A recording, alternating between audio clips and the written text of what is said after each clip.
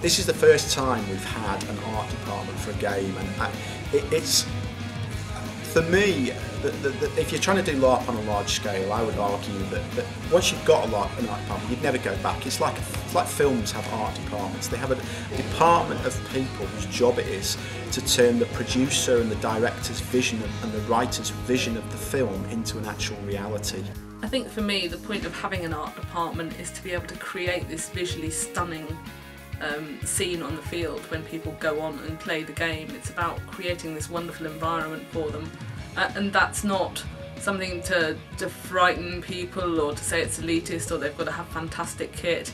It's really to give them an environment which wows them and makes them feel like they're really there, that the story they're taking part in is as real as possible. The people who can write a good LARP game are not necessarily the people with a visual imagination to say how it should look, what the costume should be like, how the armour should be, what the dress should be. What we've done is to get together a team of specialists who are really, really good at costume, either really good amateurs within the field or the actual professional costume designers and creators, and put them together as a department and say, create the look, as just like you would for a film, you know, like 300 or Clash of the Titans, create these looks that we're going to use in this game. My role within Empire is as a costume consultant. My background is in theatre and costume design. I've been working in both fields for over 20 years now. What makes a good costume? It's important that it says something about your character. Lots of layers, lots of different colours within the same kind of shade range. Textures are good, accessories always good. It should give away something about your life and your personality. I think, in fact, the best costumes I've seen are the ones where people haven't spent a lot of money on them, but they've just spent a lot of time. No, I'm part of the art department. I'm helping to develop the look and feel of the nations, and I'm involved with costume and armour and a little bit of set dressings and a bit of heraldry, and basically doing a bit of everything on the design side. In Empire I'm the art department, designing looks and themes for stuff, and I'm also helping out on some of the writing of monsters and things like that, and later on I'll be designing conceptual environments for play to happen in, I think.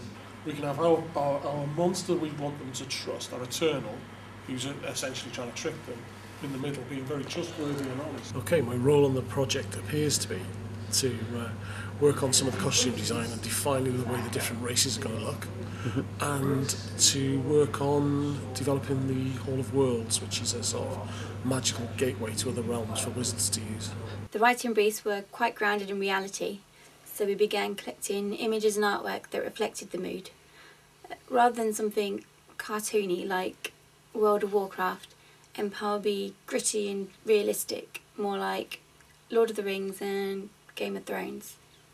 We want to try and make the whole world real, and for that we need people who can build sets, who can build props, who can take a definition and an idea and move it beyond just costume or armour or weapons and into a whole world.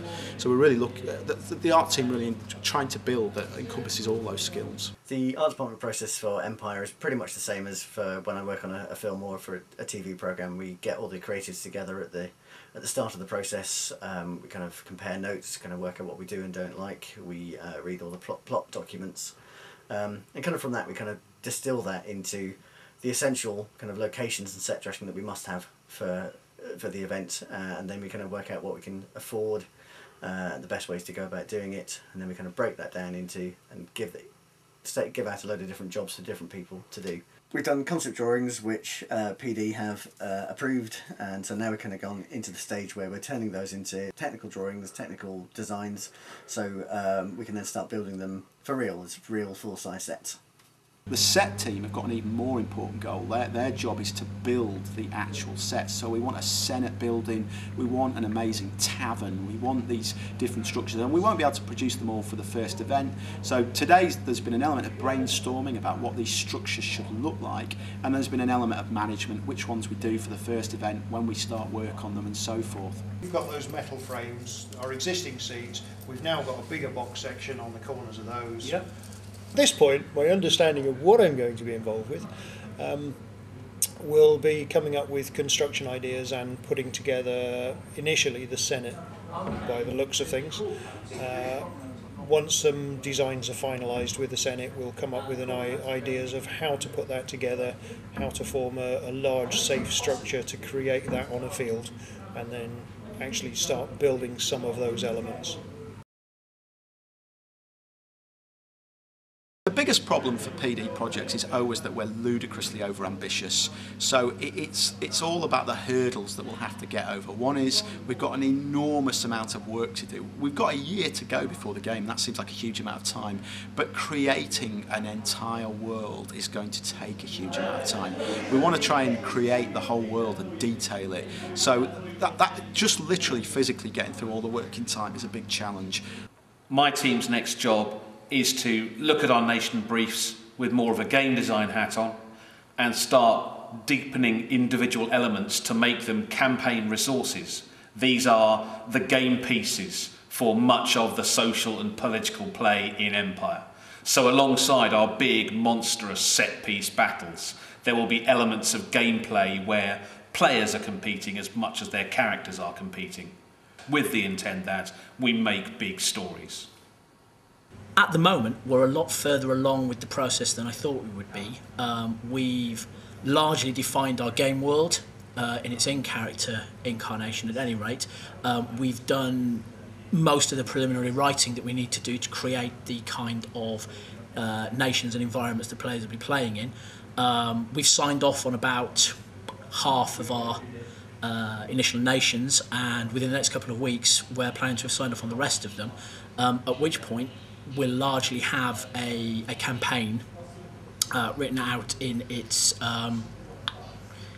in-character incarnation almost completely, and then we'll be moving on to develop the rules to go with it and to support it, and the underpinnings of the campaign, downtime systems and things like that. One of the things we're particularly keen on is getting as much involvement as we can from the players themselves. This background, this world isn't purely for the writers, this is for you guys to play in and to contribute to. So, for example, we're putting together a website, a wiki, that everybody can share, that everybody can contribute to. There's no sort of permissions on that, we're not locking it down, people can try it out, edit it, add their own bits of history, culture and story, whatever makes the world come together, and hopefully we can all be part of that.